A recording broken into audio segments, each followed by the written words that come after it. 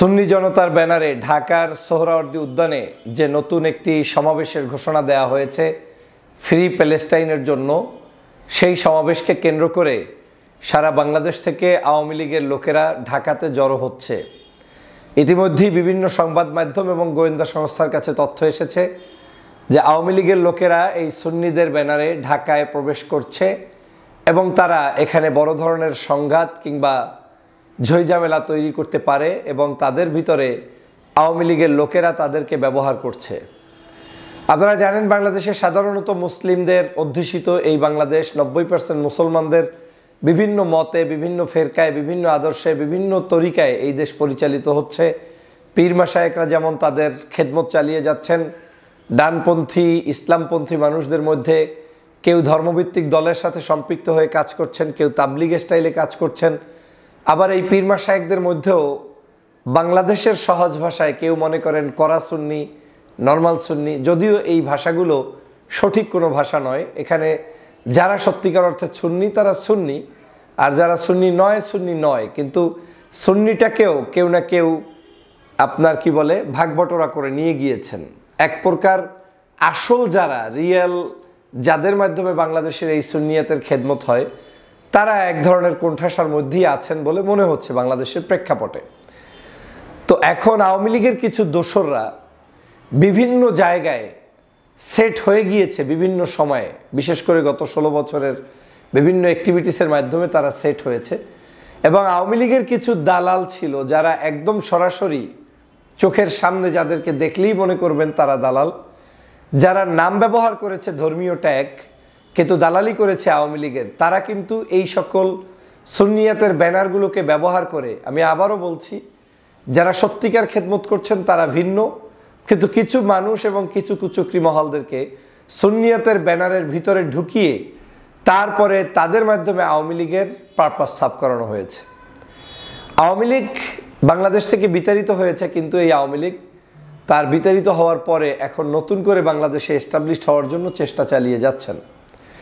নতুন করে তিনি বাংলাদেশে ঢোকার জন্য তিনি বহু প্রচেষ্টা তারা গত কয়েক মাস পর্যন্ত করেছেন। তার মধ্যে অন্যতম ছিল আনসারদেরকে নিয়ে একটা মুভমেন্ট করানো, সেখানে তারা ব্যর্থ হয়েছে। 0 পয়েন্টে শেখ হাসিনা আসবেন এবং সারা বাংলাদেশ থেকে লোন টোন দেওয়া হবে, ডক্টর ইউনূস লোন দিবেন, এরকম মিথ্যাচার করে বাসে গাড়িতে মানুষ নিয়ে আসা হয়েছে, সেখানেও তারা ফেল করেছেন। সর্বশেষ এই মার্চ মাসে আসবেন, ফেল করেছেন, এপ্রিলে আসবেন, ফেল করেছেন। বহু মাস আর মাস যাচ্ছে, আমরা আওয়ামী লীগের কোনো সাক্ষাৎ পাচ্ছি না। কিন্তু আওয়ামী লীগ এখন একটি পরিকল্পনা নিয়েছে, বাংলাদেশের যে কোনো মূল্যে ষড়যন্ত্র অব্যাহত রাখবে। বাংলাদেশের মানুষের অধিকারকে হরণ করার জন্য আওয়ামী লীগ নতুন করে কৌশলে মাঠে নামবে। তার মধ্যে অন্যতম হচ্ছে এরকম ধর্মভিত্তিক কার্যক্রমের ভিতরে ঢুকে যাওয়া যায় কিনা। যেমন 26 তারিখ ঢাকায় একটা গ্যাদারিং হবে, আওয়ামী লীগ প্রয়োজনে ফাইন্যান্স করবে, প্রয়োজনে না, মাস্ট করছে।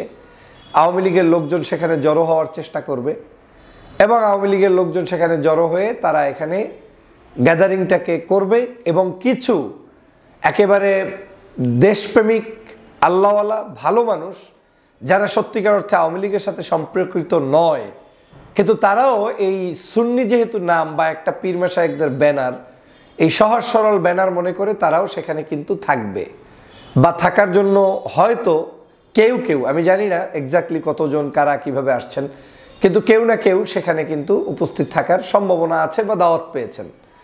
এখন সহজ সরল পীর মাশায়েখদের কোনো সমস্যা নেই, তারা দিনের জন্য দেশের জন্য চেষ্টা যেমন চালাবেন, প্যালেস্টাইনের মুক্তির জন্য তারা সর্বোচ্চ তাদের আওয়াজকে অবশ্যই পৌঁছে দেওয়ার চেষ্টা করবেন, সেটা হাইলি অ্যাপ্রিসিয়েটেবল।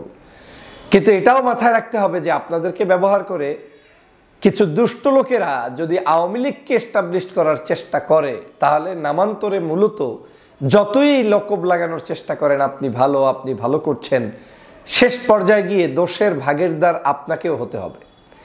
এবং আপনি যদি সতর্কিত না হন, তাহলে বাংলাদেশের এই যে আওয়ামী লীগকে এস্টাবলিশ করার জন্য যারা কৌশলে মাঠে নামছে, আপনিও তাদের তালিকাভুক্ত একজন মানুষ হয়ে যাবেন, যেটা জনগণের কাছে অ্যাকসেপ্টেবল না, সাধারণ মানুষের কাছে অ্যাকসেপ্টেবল না, এবং জনগণ সেটাকে কোনোভাবে মেনে নিতে পারে না। আপনার যদি ইন্ডিভিজুয়াল কারো কোনো প্রোগ্রাম থাকে, এই সরকার অবশ্যই তাদেরকে সহযোগিতা করা উচিত, কিন্তু কোনো আওয়ামী লীগের ছদ্মবেশে যদি কোনো ব্যানারে কিংবা পিছন থেকে কনকাঠিনারা কোনো প্রোগ্রাম হয় সেটা সরকার যেমন মেনে নেওয়া উচিত হবে না, আমি তো কোনোদিনই মানতে পারবো না, মানা সম্ভব না। কারণ এই আওয়ামী লীগ আপনার এই বাংলাদেশে বহু ক্ষতি করেছে, যেই ক্ষতিগুলোর সাথে আপনি আমি মানে হাজার বছর গেলেও আপনি সেই ক্ষতির পূরণ করতে পারবেন না। আওয়ামী লীগ বাংলাদেশের মানুষদের কাছে কি ঘৃণিত পাত্রে পরিণত হয়েছে সেটা 5ই আগস্টের পরে আপনারা দেখতে পেয়েছেন।